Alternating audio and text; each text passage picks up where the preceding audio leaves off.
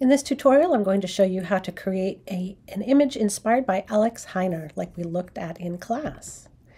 So I'm going to go over to Photoshop, and you can see I have opened up an image that I took near my house of some power lines.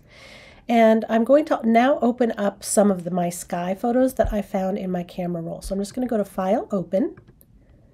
I'm going to navigate to my downloads and just pick out some photos of sky. Now you can hold down the Command key and open up more than one image at a time. All right, so I'm just going to grab, I don't want that one or that one, a few skies and open them. And they'll be tabbed right across the top here. You can see how as I click on them, I have my images of sky, and now I have my power lines. So the first step is to select the areas of sky. And you can use the quick selection tool here. That's sort of like painting on an area, kind of does it pretty quickly. But actually, if you have a pretty blank sky, the magic wand tool is actually, I think, going to be doing a slightly better job for what we want to do. Now, if you want to deselect an area, maybe it's an area you've sort of made a mistake on, you can go up to Select and Deselect and get rid of that selection. It's also Command D. All right, so I'm going to select this area, and I'm just clicking once, and it just grabs all similar pixels. Now, if you look up here under the options, the tolerance is 30, and that tells you how sensitive Photoshop is going to be in selecting similar pixels. If this was on 1, it would only grab the pixels exactly the same as the pixel you clicked on, and if this was like 150, it would grab, like, you know, even maybe into light blue or dark blue. So 30 is a good medium, and I've got this area selected, and I've kind of zoomed in and made sure I got all these little bits and pieces. Now I'm going to tab over to a picture of a sky that I want to select into, maybe this one. And I don't want the whole photo pasted in there. I just want the clouds, the sky. So I'm going to just use my marquee tool, rectangular marquee tool, and just drag an area of the sky. And I'm going to edit, copy it. And then we're going to go back to the power lines, and we're going to do a very special paste. It's called Edit, Paste Special, Paste Into. And that is pasting the sky only into the area that I have selected. But you might be like, but wait, it's not filling it up. Well, we need to make it a little larger. So I'm clicking on the Move Transform tool, and then I'm just pulling up the corners. Now, if I were to pull on the sides, I'd be stretching and possibly distorting that. So use the corners, make it as large as it needs to be to get into that selected area like that. And also just know that I can move this around to get to the parts of the cloud that or the sky that I'm most interested. Once you have it the way you want it, click the check mark. And a good thing to memorize is Command 0. That will sort of resize the image into the area of your screen. Now, because I have this big thing over here, it's not doing the greatest job. So we could just sort of do I'm just pinching my fingers on the trackpad, and I can get it to the correct size. Okay, so now we want to select another area. I'm going to click on my magic wand tool, and maybe for this one, oops, see, it's very important for this tutorial to make sure you're on the right layer. So I'm selecting my background layer because that's the area that I want to select, and also I'm going to do a Command D to get rid of that last selection. Remember, that's Select, Deselect there. Okay, this time I'm going to get maybe 2 rectangles. So I have those. And then I'm going to go over to another cloud area. If I grab 2 of those.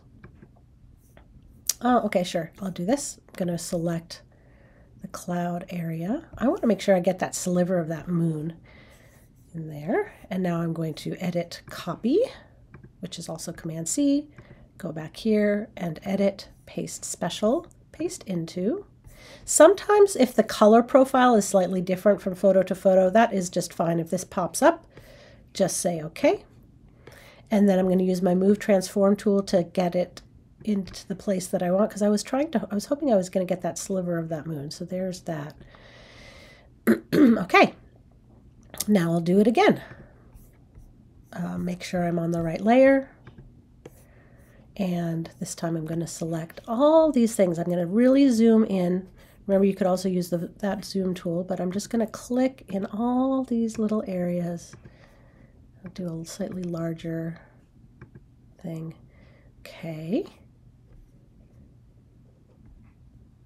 Oops, see how there's some funny stuff here? That's where the pixels got a little bit out of range of tolerance, but just click in there. Make sure you've got all that selected.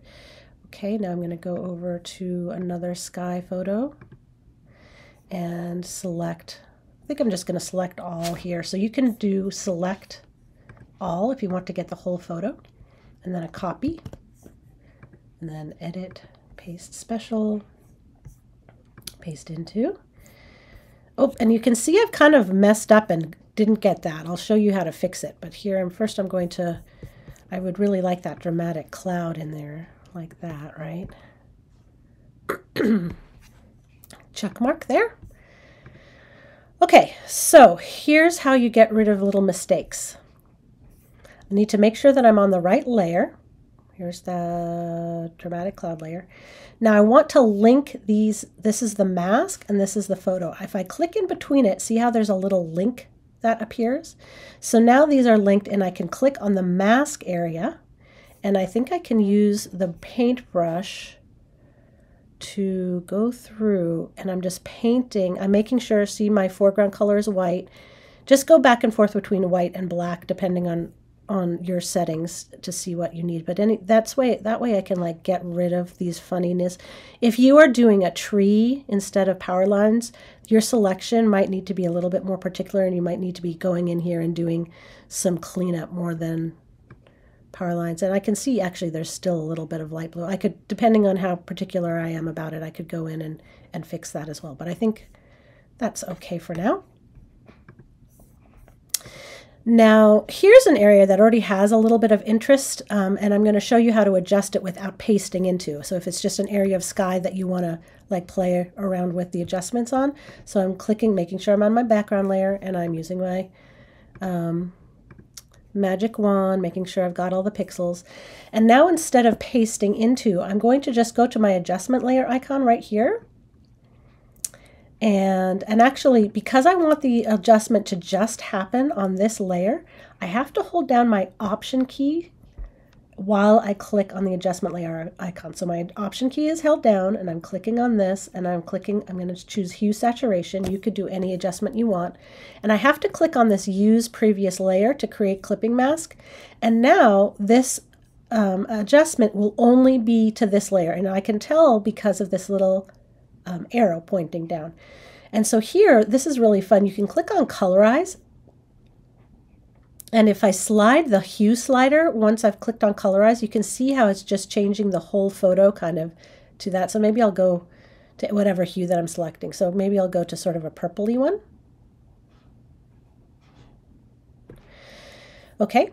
And then you can also do that adjustment to the other one. So let's say maybe I want this photo kind of a little bit different. So again, I'm holding down the Option key, clicking on the adjustment layer. I think hue saturation is a good choice for this kind of image, but you can play around with any of these, vibrance and other things. Again, I'm going to click on Colorize and then move the hue slider till I find a color that looks kind of cool, maybe sort of a turquoisey, or maybe more of a pink. No. So just keep going, playing around with that, and have fun. If you get frustrated with the selection process, there's some tips and tricks that your teacher can help you if you have kind of a tricky image to select. But if you have the power lines, it should go fairly smoothly. Have fun and show me when you're done. I'm looking forward to your projects.